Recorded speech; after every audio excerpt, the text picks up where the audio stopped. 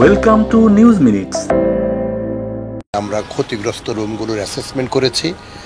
কারণ হলো এই অ্যাসেসমেন্ট ছাড়া আমরা যে আর্থিক বরাদ্দের প্রয়োজন মঞ্জুরি কমিশন থেকে সে আর্থিক বরাদ্দ পাওয়া সম্ভব নয়।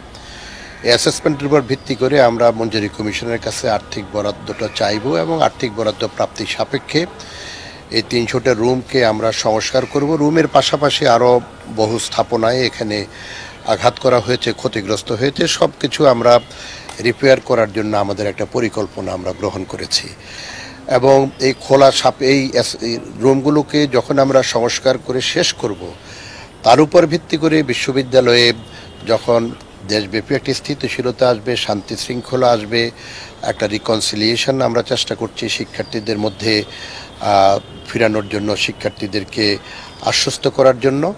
এর উপর ভিত্তি করে আমরা রুমগুলো যখন আমরা রিপেয়ার করতে পারবো, বিশ্ববিদ্যালয় যখন প্রস্তুত হবে, তখন আমরা বিশ্ববিদ্যালয় খোলার বিষয়ে আমরা সিদ্ধান্ত গ্রহণ করব।